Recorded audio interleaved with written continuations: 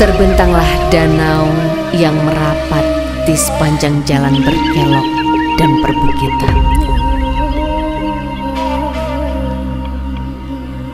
Derik dedaunan adalah himne yang mengiangkan rindu. Hamparan bukit melintasi padang luas, begitu menguning menyerupai pandar emas dalam lautan.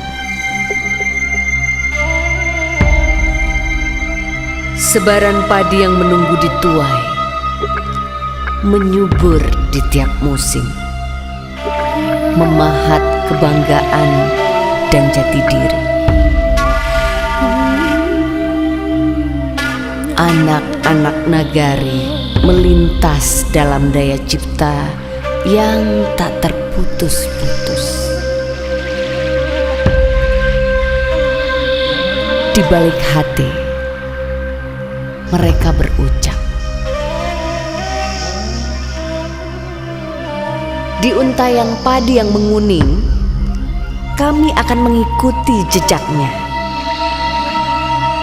Berhikmahlah pada pertumbuhannya, agar di saat makin berisi, kami menjadi terlatih untuk biasa menunduk. Inilah tanah harapan yang tergugah lewat nasihat peristiwa, yang mematang lewat butiran sejarah. Sebab dalam tinta emasnya tertuang pelajaran panjang menuju puncak-puncak kejayaan. Inilah butir hikmah sebuah perjalanan dan doa dari sebuah kota penuh harapan yang bernama Solo.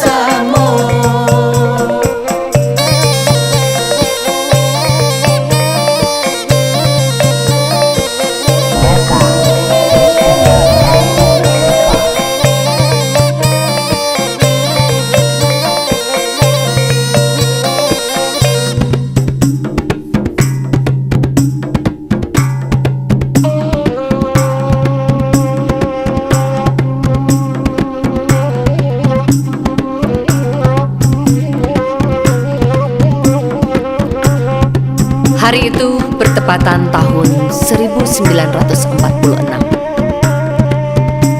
Dalam terik siang hari yang memanggang, maka bertatap mukalah para penghulu, cerdik cendekia dan alim ulama. Para pemuka nagari Solo hadir dalam duduk sehamparan Tagak Sapa Matang. Tersebutlah diantaranya NHT Datuk Bandaru Hitam, A Datuk Bandaru Sati, Lahar Sahih Putiah, Marah Adin Datuk Penghulu Sati, Dr. A Darwis Datuk Batu Basa, Sultan Harun Datuk Batuah, Lamika Saidi, dan putra-putra Solo yang lain. Mereka khusyuk dalam surut,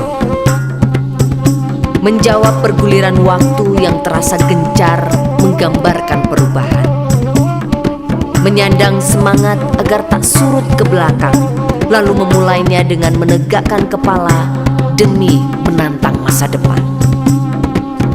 Mereka adalah anak nagari yang terpilih, yang sigap menyatukan pendapat, menggapai itikat yang seia sekata bahwa Solo sudah saatnya berbenah dari masa lalu, menyingkap kemajuan zaman agar sepadan dengan kota besar di wilayah lain. Assalamualaikum warahmatullahi wabarakatuh. Manolah sagalo niniak mama alim ulama cadiak pandai cukui rombongan kasadonyo. Rumah gadang bariba pintu nak tarang sampai ke dalam halamannya tumpak batumpah. Ditakukan kapalonan satu dihujamkan lutuinan duo. Maaf jorila nan diminta. Hai!